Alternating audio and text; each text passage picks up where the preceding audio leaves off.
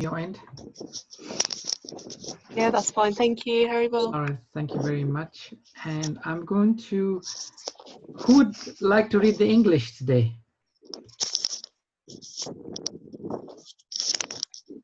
I can read the English, Prabhu. Sipra Mataji, you? All right, so Madhu Kumari Mataji will do the Sanskrit, and you, Sipra Mataji, you can do the English. So I'm going to mute everyone.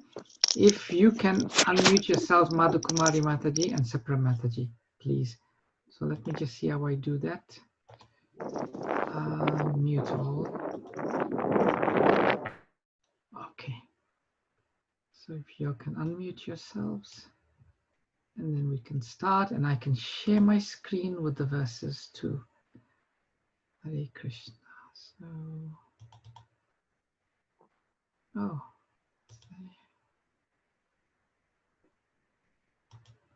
all right. I think we're ready Okay, to thank go. you. Hare Should Krishna. Okay, Yes, thank please, you. please start. I'll enlarge on the screen. Om Namo Bhagavate Vasudevaya. Om Namo Bhagavate Vasudevaya.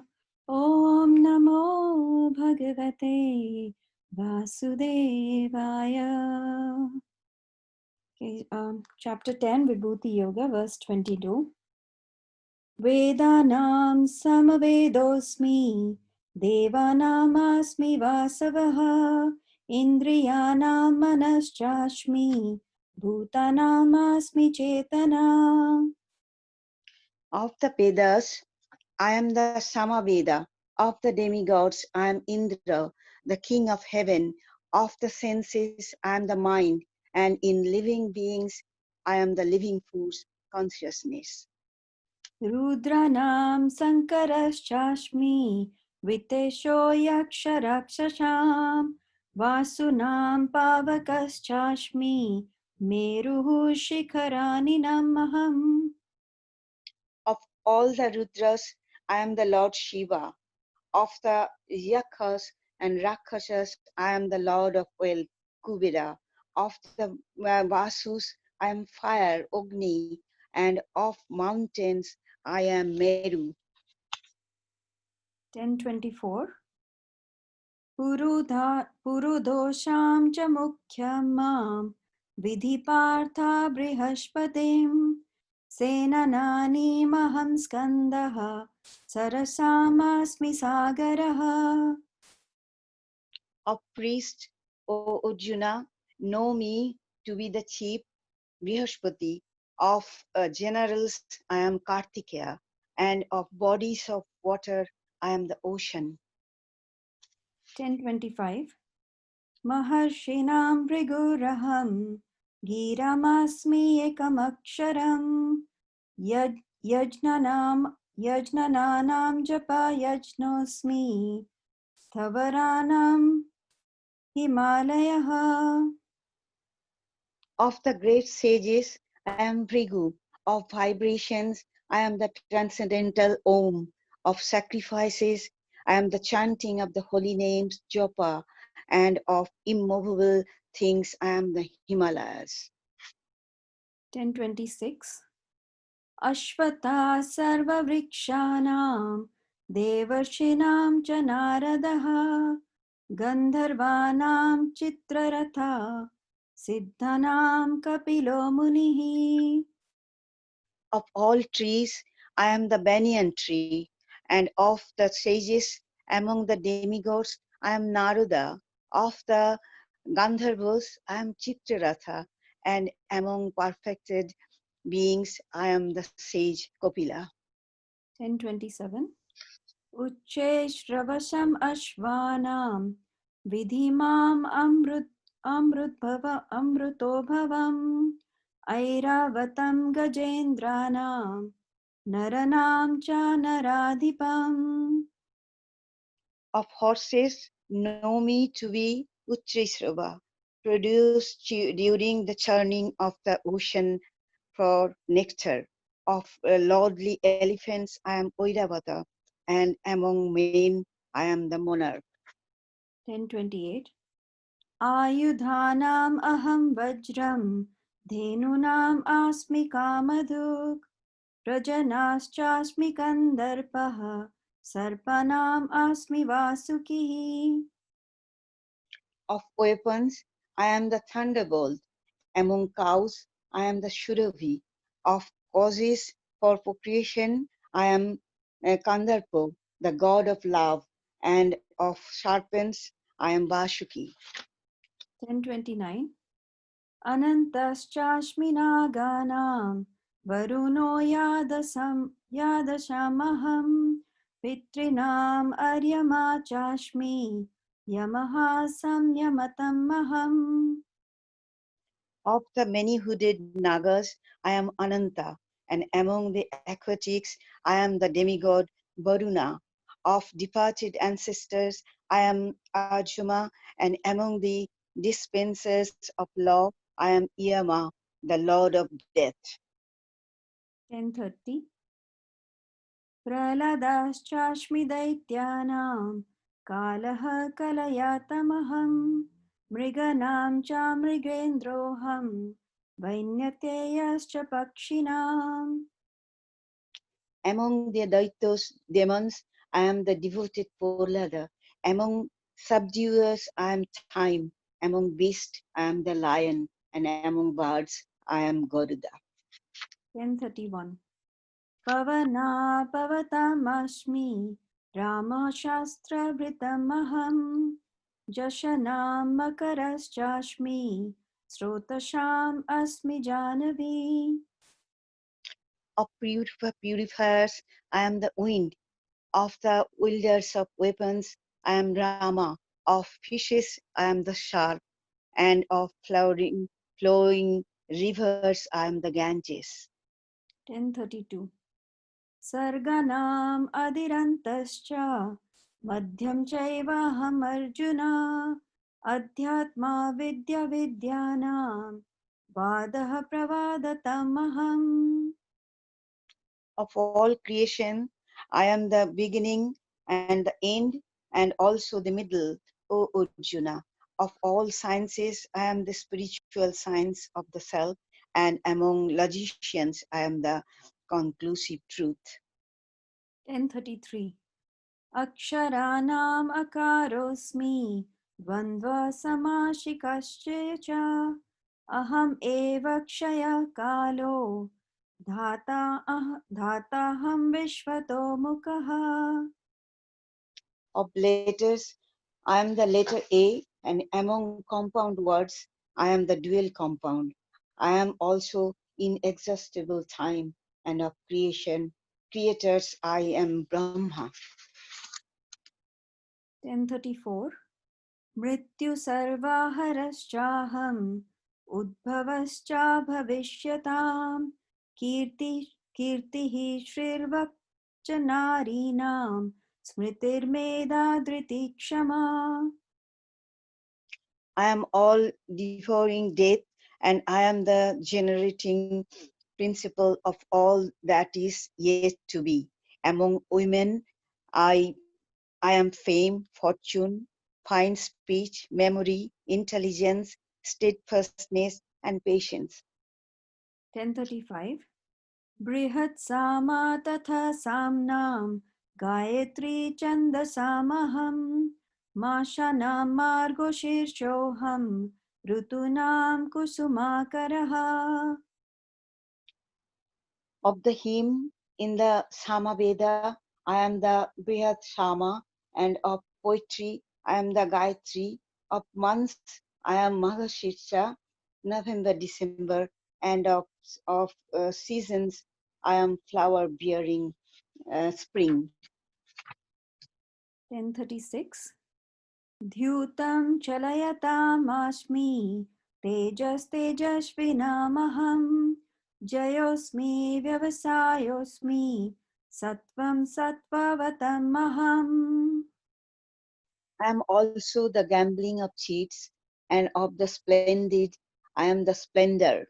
I am victory, I am adventure, and I am the strength of the strong. 1037 वृष्णीनां वासुदेवोऽस्मि पाण्डवानां धनञ्जयः मुनीनामपि अहं व्यासः कवीनामुशना कविः. Of the descendants of Vansi, I am Vasudeva, and of the Pandavas, I am Arjuna. Of the sages, I am Vyasa, and among great thinkers, I am Ushana. 1038. Dando damayatamashmi nitirasmi jigishataam monam chaivashmi guhyanam jnanam jnanavatamaham. Among all means of suppressing lawlessness, I am punishment, and of those who seek victory, I am morality. Of secret things, I am silence, and of the wise, I am the wisdom. 1039. Yachapi sarvabhutanam bijam tad ahamarjuna na tadasti vinayatsyan maya bhutam characharam. Furthermore, O Arjuna, I am the generating seed of all existence. There is no being, moving or non-moving, that can exist without me. 1040. Nantosti mama devyanam vibhutinam parantapa esha tu deshata prokto vibhuter vistaro maya. O mighty conqueror of enemies, there is no end to my divine manifestations. What I have spoken to you is but a mere indication of my infinite opulences. 1041. Yadyad vibhutimat sattvam shrimadurjitameva va tattat eva vagachatvam mama tejom sasambhavam. Know that all opulent, beautiful, and glorious creations spring from but a spark of my splendor. 1042. Athava bahunaitena kim jnanena tavarjuna vistabhyaham idam krishnam ekam shena sthito jagat. But what need is there, Arjuna, for all this detailed knowledge? With a single fragment of myself, I pervade and support this entire universe. Om Tat Sat iti Shri Bhagavad Gita Shu Upanishadsu Brahma Vidyayam Yoga Shastre Shri Krishna Arjuna Samvade Vibhuti Yoga Nama Dashamo Adhyaya. Thank you. Hare Krishna. Hare Krishna. Thank you. Hare Krishna. Thank you very much, Madhukumari Mataji and Sipra Mataji, for that wonderful recitation. I will now share my screen, Microsoft PowerPoint.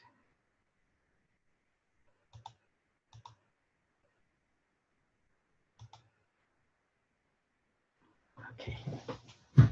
So we'll say the Mangala Charanam prayers first. Om Jnana Timirandasya Jnananjana Shalakaya Chakshurunmalitam Jena Tasmai Shri Gurave Namaha Vanchakalpa Turubhyascha Kripa Sindhubhevacha Patitanam Pavanebhyo Vaishnavebhyo Namo Namaha Jai Shri Krishna Chaitanya Prabhu Nityananda Shri Advaita Gadadhara Shivashadi Gaura Bhakta Vrinda Hare Krishna Krishna Krishna Hare Hare Hare Rama Rama Rama Hare Hare Namo Vishnupadaya Krishna Pashtaya Bhutale Srimate Bhaktivedanta Swami Niti Namane Namaste Saraswati Devi Gauravani Pracharini Nirvishesha Shunyavadi So, just for those who are joining us today, we are currently studying chapter 10, which is entitled The Opulence of the Absolute. In this chapter, the Lord is describing how we can perceive Him through various opulences that are within our current perception, both in terms of physical things and various living entities. And we are now in the section where Krishna is describing, verse after verse, various opulences. Not that he is that opulence, like he says, of fish, I am the shark. It's not that Krishna is a shark, but the power and the energy of the shark, one can understand, is coming from Krishna, or that is a glimpse of Krishna's opulences. And the idea, the general idea is that in our daily, everyday activities and perceptions of other living entities in our environment, we are able to see Krishna and perceive Krishna. And in this way, every time we think of Krishna, two wonderful things happen.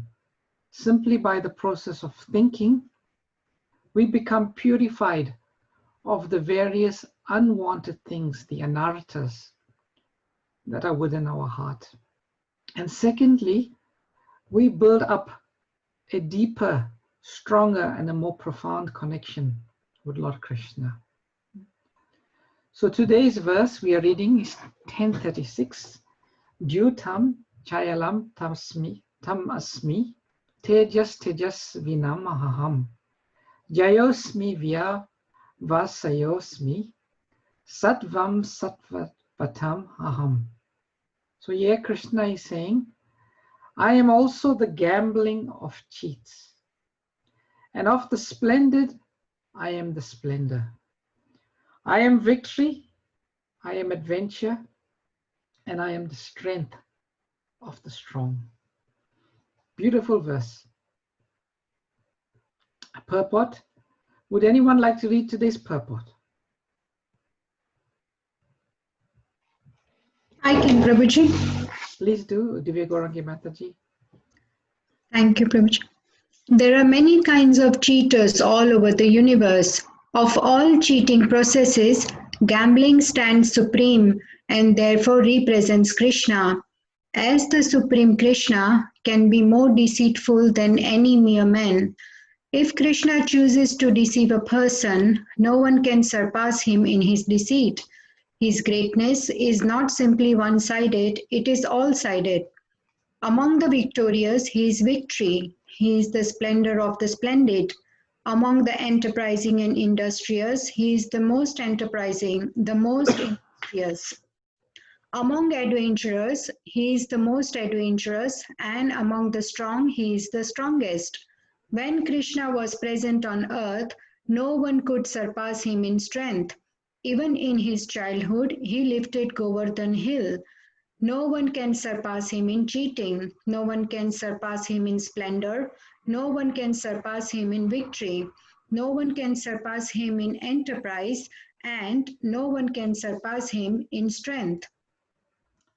Thank you, Divya Gaurangi Mataji. This is such a beautiful purport by Srila Prabhupada. Srila Prabhupada used to say, or tell his disciples, that his purports were his personal ecstasies, meaning that as a pure devotee of Krishna, the pure devotee experienced various types of bhavas or ecstasies. And Prabhupada was saying that in his writings, some of those ecstasies were coming out. And I got that very profound, a very strong sense reading this purport where Prabhupada says, no one can surpass him in cheating. No one can surpass him in splendor. No one can surpass him in victory. No one can surpass him in enterprise. And no one can surpass him in strength. There is a certain ecstasy that's coming out from Srila Prabhupada when he writes this about his most dear Lord Krishna. So the first point, or the first aspect of this verse, there are various important aspects, is Krishna says, I am the gambling of cheats. So it is mentioned that there are 4 pillars of religion. Religion stands on 4 legs, just like a table stands on 4 legs. In the Bhagavatam, religion is compared to the bull with the 4 legs. And those 4 legs are mercy, truthfulness, cleanliness, and austerity. Those are the pillars of religion. And it is said there are certain activities, material activities, that works against and destroys those pillars of religion. For example, the eating of flesh of other living beings. That suppresses and destroys the quality of mercy. Because how can one eat other living entities and at the same time be merciful? It's like trying to light a fire but pouring water on it. The quality of truthfulness is destroyed by the activity of gambling. The quality of cleanliness is destroyed by illicit relationships with the opposite sex. And the quality of austerity is destroyed by intoxication. Therefore, Srila Prabhupada said that every member of ISKCON needs to follow the 4 regulative principles. And by following the 4 regulative principles, the first thing that one does, it makes one a human being. And only from the platform of human being can one practice Dharma. So these 4 regulative principles Srila Prabhupada has given, and he made all of his disciples and all followers of the International Society for Krishna Consciousness to vow to follow. Because when any of these activities are not followed, any one of the 4 pillars of religion will be destroyed. Then in the purport, Prabhupada says something very interesting. He says, as the Supreme, Krishna can be more deceitful than any mere man.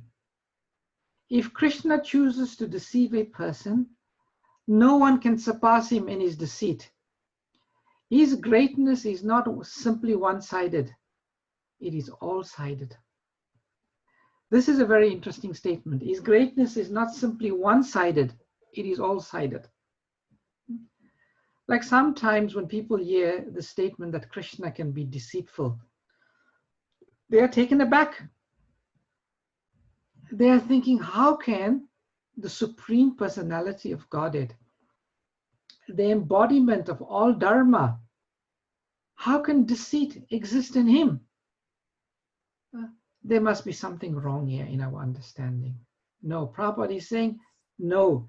The greatness of Krishna is just not, we look at, from our vision, only the so-called good qualities. Actually, from Krishna, everything is good. Whatever exists in this material world exists in Krishna. But in the material world, it is perverted. When Krishna is deceitful,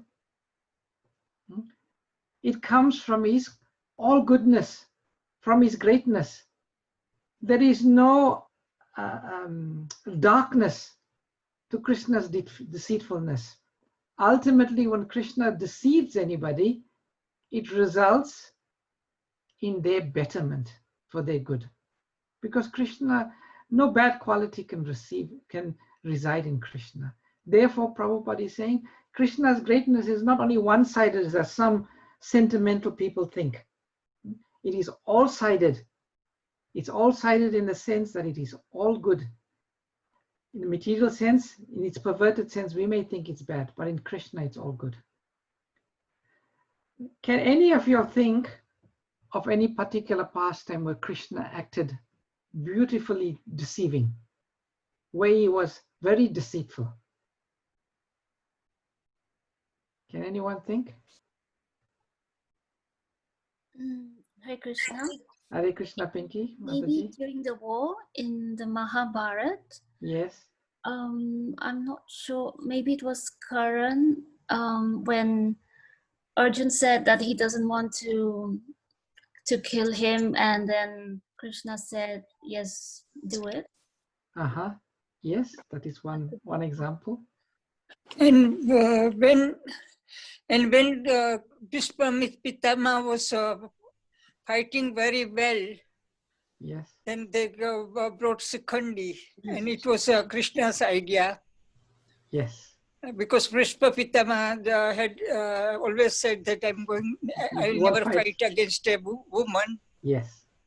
And then when Duryodhana's brother-in-law, they wanted to protect the brother-in-law, but then Krishna made such a way that everybody thought it's evening, and then it became light, so Arjuna can kill Duryodhana's brother-in-law, Janardana.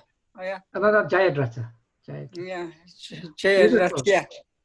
Wonderful examples. Wonderful Yes, examples. Hare Krishna, Prabhuji. Yes, Mataji. Fight between Duryodhana and Bhishma towards the end, and Yes. they don't seem to be getting anywhere because both were equally good. Then Krishna sort of pointed out to Bhim to hit Duryodhana on his thigh, which is sort of not allowed in this type of yuddha. Yes. Yes. And Krishna always said all the time when Arjun said that, no, I shouldn't commit, I should fight proper war, shouldn't do anything wrong. But Krishna was encouraging him to do. Yes. So that, About, you should. What about they killed Abhimanyu? You should do this thing. There is nothing wrong. Yes. Yes. what about Prabhuji, Karna and Dronacharya were also killed due to Krishna's deceit? Yes. Yeah, And- Aswathama. Yes. Yeah. Ashwatthama. Elephant. Yes. Sorry, go on. Okay. Yeah. So beautiful examples. And then we can see throughout the Vedic scriptures how Krishna acted deceitfully, but ultimately for the good of Dharma or for the good of his devotees. One example, famous example, is the example of Lord Vamanadev deceiving Bali. He came as a dwarf, and Bali wanted to give him charity. He said, whatever you ask, I'll give it to me. You want the whole kingdom? How much land you want? He says, what is the use of being greedy? If one is not satisfied with a small piece, how can one ever be satisfied? You give me only 3 steps of land.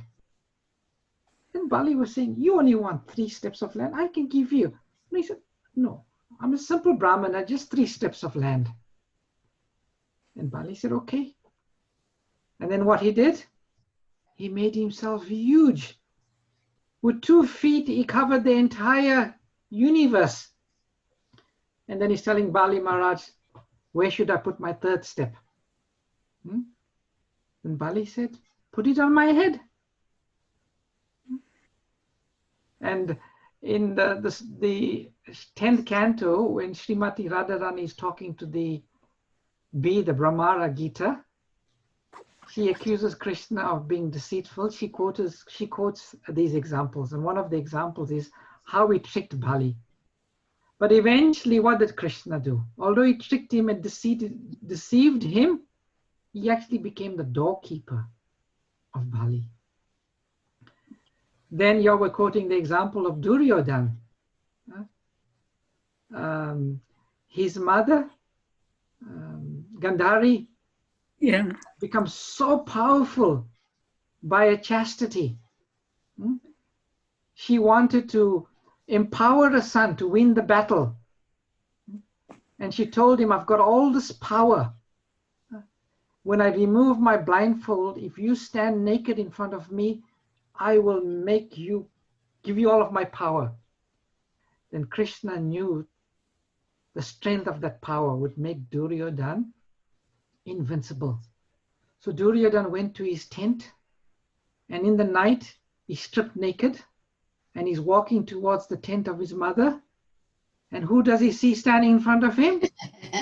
Krishna. And Krishna says, what are you doing? He said, I'm going to see my mother. You go to see your mother naked? Where is your religion? Where is your culture? You got to at least, cover up the private parts of your body. And immediately Duryodhana was feeling so embarrassed. He covered himself and he went in front of his mother, and his mother removed the blindfold. And when she saw that he wasn't naked, she became so, what have you done? That part of your body is vulnerable. And it was all Krishna's doing.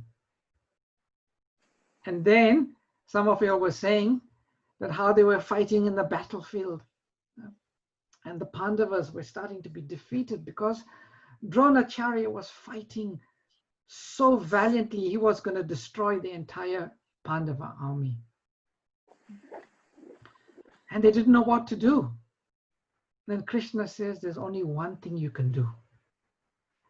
Dronacharya is so attached to Ashvatthama.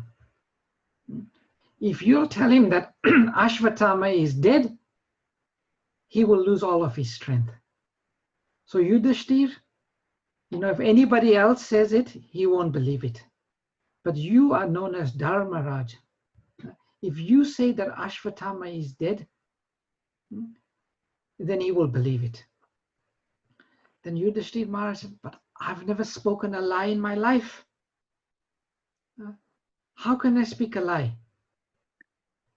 Then Krishna says, all right, lying dead there is the elephant Ashvatthama.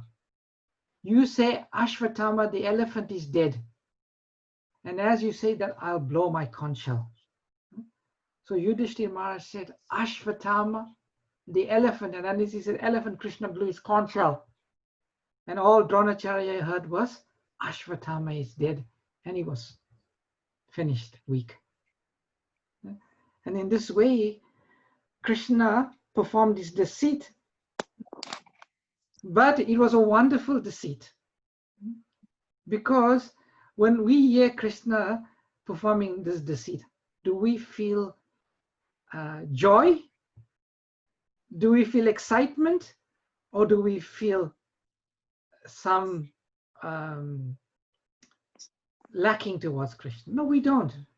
Because when Krishna performs deceit, because he is all good, that deceit is also good. So Prabhupada says, nobody can surpass Krishna in deceit. And there are so many examples. But when one reads this example of Krishna's deceit, it brings so much of joy and happiness to hear the Lord being deceitful, because that deceit is not like ordinary deceit. Then Krishna says, I am victory, I am adventure. In the final verse of the Bhagavad Gita, Sanjaya says, wherever there is Krishna, the master of all mystics, and wherever there is Arjuna, the supreme archer, there will also be opulence, victory, extraordinary power, and morality. That is my opinion. So whenever there is victory, we can understand that victory comes from Krishna. And then Krishna says, I am adventure. And actually, if we read the pastimes of the Lord in his various incarnations, and especially for the devotees of Lord Krishna in his pastimes as Lord Krishna, you can see there is no greater adventurer than the Lord.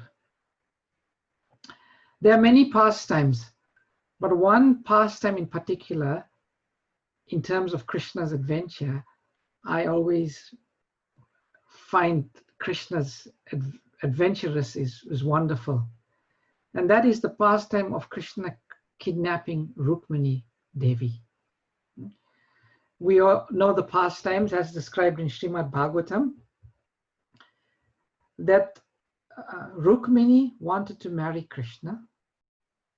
And although she had never met Krishna, she had heard about Krishna, and she had fallen in love with Krishna.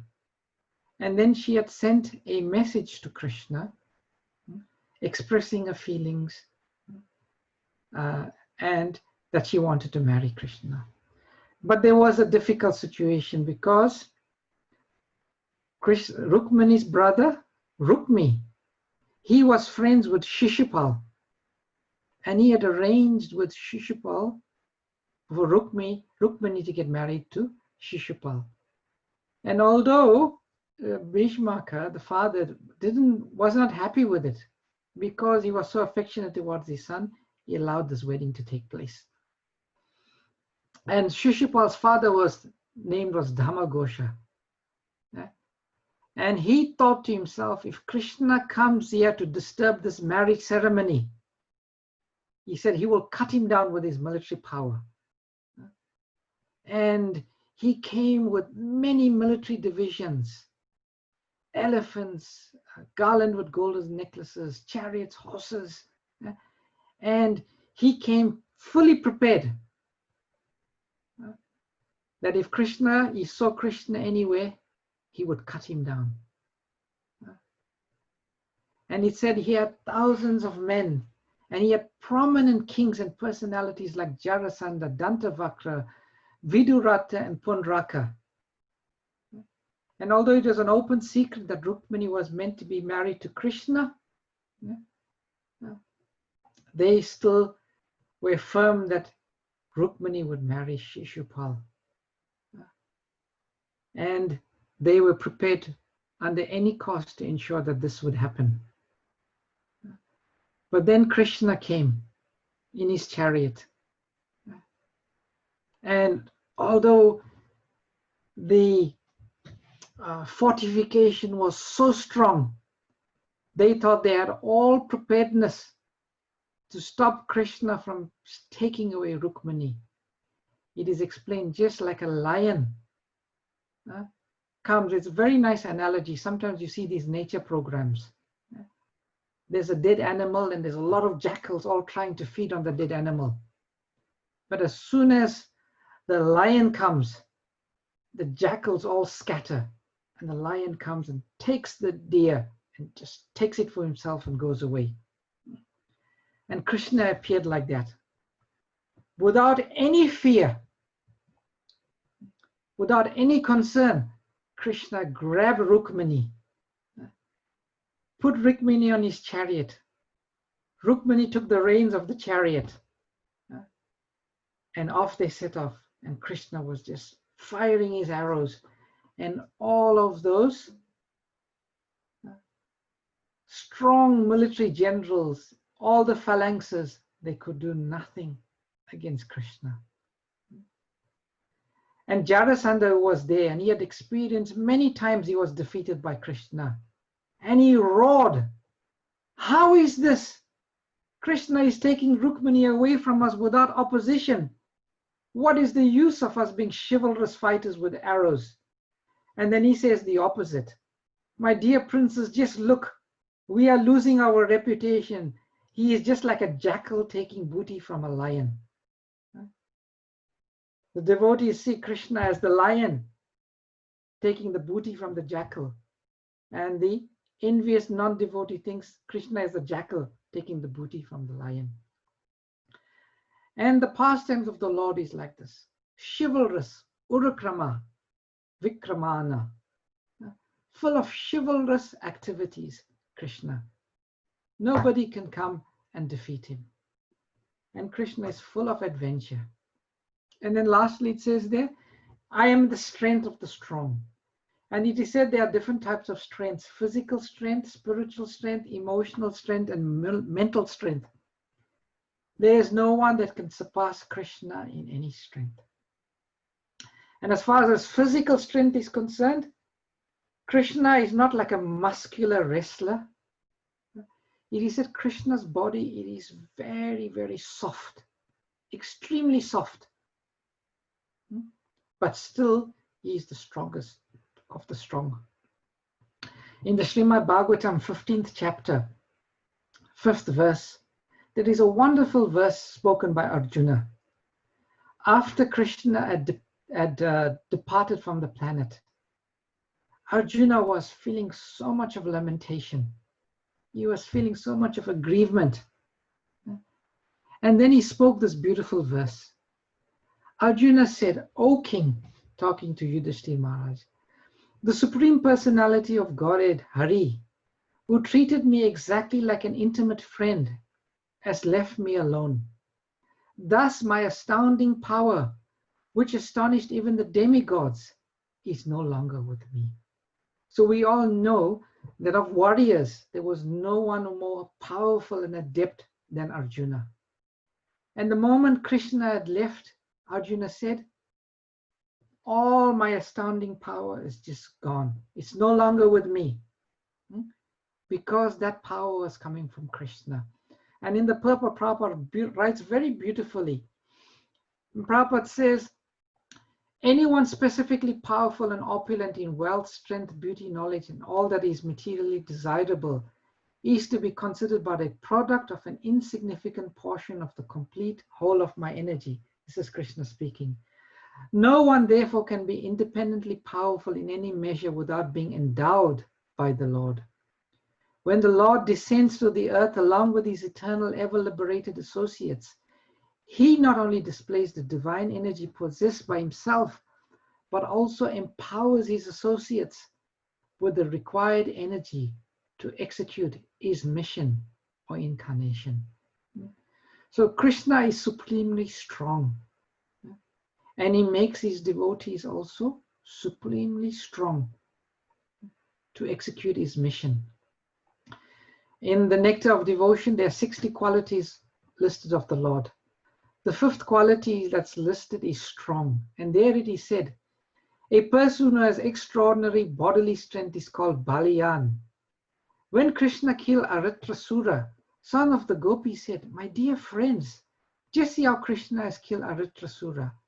Although he was stronger than a mountain, Krishna plucked him up just like a piece of cotton and threw him away without any difficulty. There is another passage wherein it is said, oh my dear devotees of Krishna, may the left hand of Lord Krishna, which has lifted Govardhan hill like a ball, save you from all dangers. This is a picture of Aritrasura. Enormous, powerful bull. And Krishna, like a child can pick up a cotton wool and throw it, Krishna did that. And with the left hand of his pinky finger, he lifted up Govardhan hill. Krishna is known as heroic. A person who is very enthusiastic in military activities and expert in releasing different kinds of weapons is called heroic. Regarding Krishna's heroism in fighting, there is the following statement. My dear killer of the enemy, just as the elephant while taking bath in the lake destroys all the lotus stems within the water by swinging his trunk, so simply by moving your arms, which are compared to the trunks of elephants, you have killed so many lotus-like enemies. Krishna, the quality number 42, is most powerful. A person who can always put his enemy into calamities is called powerful. When Krishna was present on this planet, just as the powerful sun drives away all darkness to take shelter in caves, he drove away all of his enemies who fled like owls to take shelter beyond his sight. The owl, the moment daylight starts to come, they all fly away because they can't stand daylight. They are creatures of the dark. So in the same way, when Krishna is present, all his enemies, just like owls, they just flee. And we all know the beautiful, unparalleled strength of Lord Ramachandra. No one could lift the bow of Lord Shiva. But the Lord lifted it with one arm.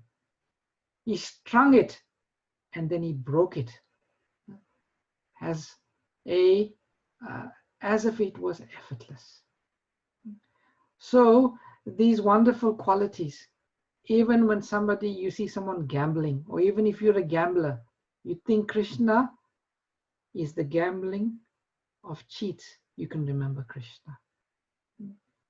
When you see some deceit, you can think of Krishna. When you see someone strong, you can think of Krishna. When you think of someone being victorious, you can think of Krishna. So this beautiful verse, we can keep with us all the time. And in this way, always remember Krishna. And Krishna says, I am the splendid. Of the splendid, I am splendor. There's splendor all over us, in the flower, in the sunlight, in nature, in other people. All of those splendor, we can remember Krishna. So I'm 3 minutes over, slightly over for that. We'll stop here and we'll take any questions, comments, or reflections. Hare Krishna.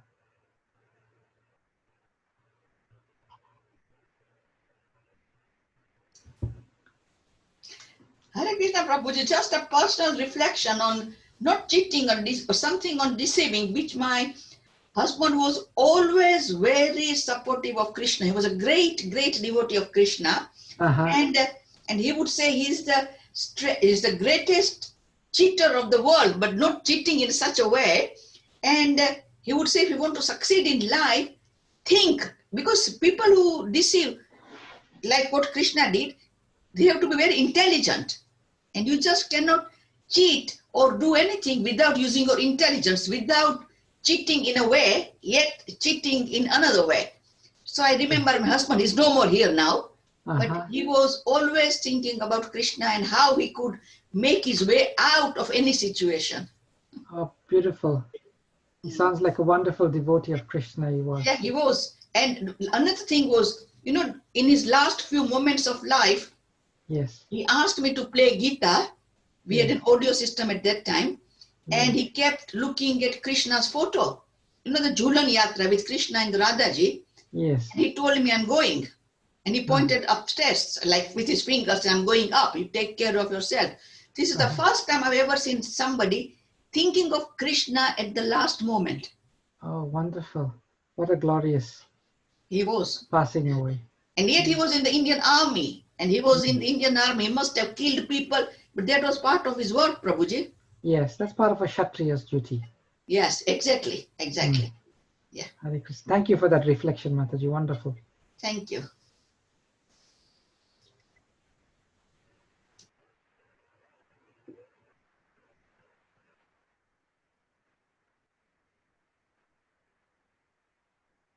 Anyone else?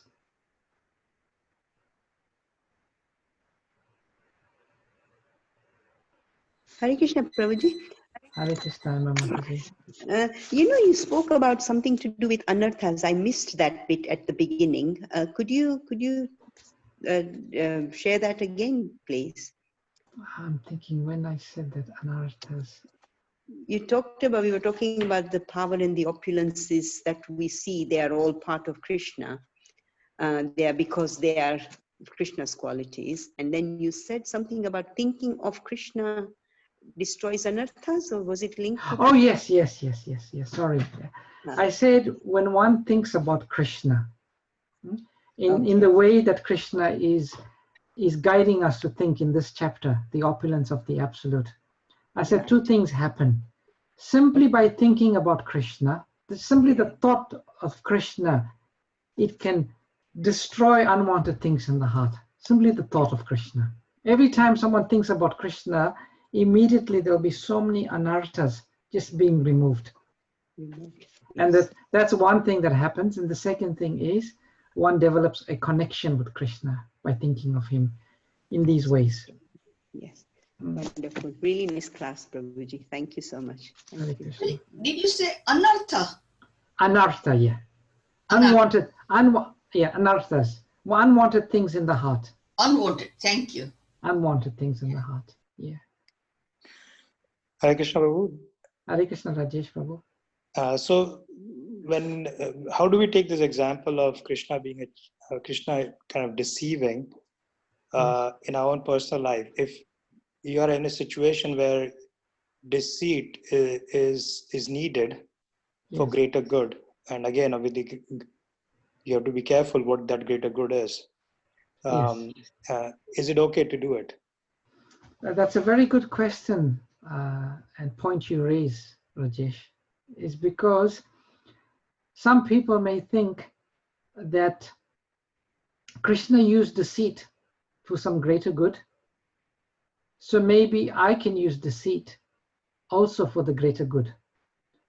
The problem with human civilization is that everybody has a different opinion of what is good.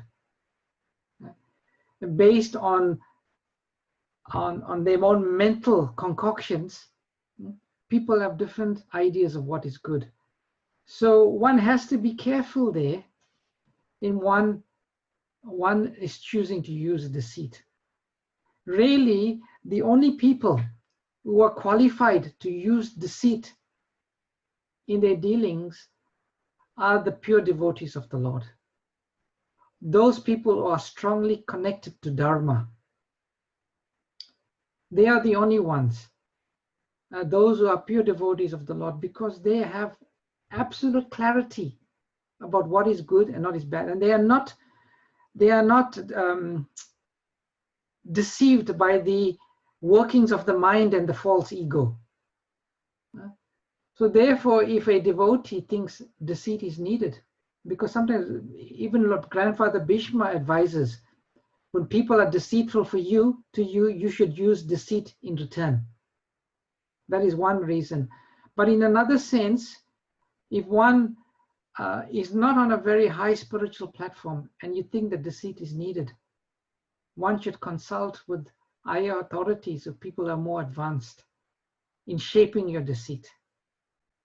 And don't think that you know better, because one who is in the conditioned state may not know better. Does that make sense to you, Rajesh? Yeah, I think it makes sense because, as I said, you need to define what is greater good, and clearly, you might not be qualified. Yes, at least most of us will not be qualified, and that's why you have to be very careful, because then, under the name of greater good or religion, people can commit all kinds of things justifying their actions. Absolutely. Good point. Thank you for that. Any other comments or questions or reflections, realizations?